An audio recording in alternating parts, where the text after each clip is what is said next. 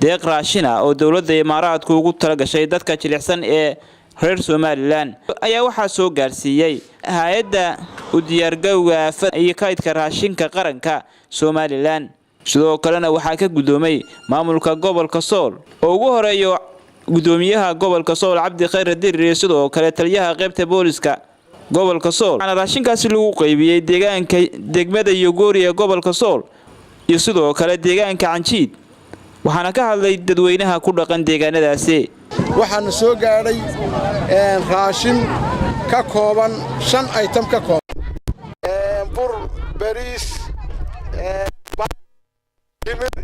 iyo federation isku jira collection isku jira alaabo yar oo macdana ayaana soo gaaray si wacan ayaanu u qaybsanay Imaaraadka Carabta iyo dawladda Somaliland iyo hay'adda ka hortagga masiibooyinka oo madaxda ka yahay Faysal Ali Sheekh waa u mahad celinayna boqolkiiba boqol keenay hay'adda loo keentay maamulka Somaliland loo keenay si fiican baan ugu mahad celinaynaa waxaan ugu mahad celinaynaa Imaaraadka raashinka Imaaraadka maanta loo keenay si fiican baan ugu mahad celinaynaa iyo maamulka loo keenay iyo dhalinyarada loo keentay aad iyo aad baan ugu mahad celinaynaa khayr baan idin rajaynaynaa ma sha Allah waxaan u mahad celinayaa ilaahay ka sido Imaaraadka Carabta maamulka gobolka dhammaan wixii halkan loogu talagalay dadka way soo gaareen si habsameeyna way u qaateen waxaanu ku qaadanaynaa meesha raashin ay noo keentay bisha cas ee Imaaraadka waxaanuna ugu mahadnaqaynaa Ilaahay iyo qolada noo keentay ee hay'adda ah iyo mas'uuliyiinta iyo dawladda ayaanu ugu mahad celinaynaa iyo maamulka iyaga sharafta leh waxa weeyaan halkan waxay noo keeneen raashin fara badan 300 oo qoysna ku salaysan raashinkaas uu nooc walba uu leeyahay waxaanu soo mahadnaqaynaa oo kale hay'adda Imaaraadka ee bishaas ee noo keentay raashinka anoo halkan aad iyo aad u mahadnaqaya u keentay dawladdii u keentay Imaaraadka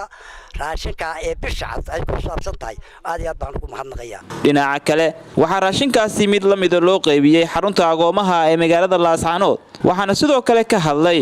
maamulka xarunta agoonta iyo sidoo kale mas'uulka hay'adda u diyaargarowga aafada iyo kaydka raashinka qaranka ee gobolka Sool barasaabka gobolka Sool iyo waliba ee taliyaha qaybta gobolka Sool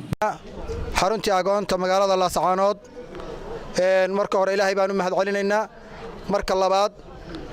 gudoomiyaha gobolka barasaabka iyo taliyaha qaybta oo na soo gaarsiiyay mucaawanada tan xarunta agoonta magaalada Laascaanood aad iyo aad bay ugu mahadsan yihiin sida ay maamulka gobolku ula socdaan dadka dhiban ee ay maartay mucaawanada tan loogu qaybiyay hay'adda aafada iyo u diyaargarowga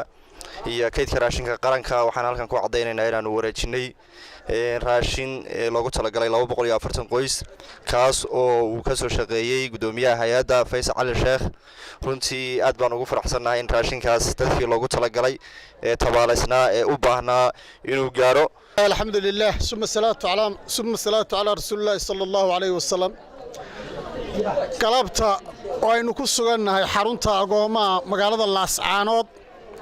ilaa saako jimcuhu sidii waa u bariyeen la soo qaybinay raashimada tan ay qaybinayso hay'adda aafooyinka ee Somaliland runtii waxaad moogdaa halkii ugu mudnayd ee agoomihii magaalada Laascaanood ee galabta joogno 240 qoys bay qaateen waxay mudnaayeen duruufta saamixi weyday ama waxa yaraado hal gaari buu ahaay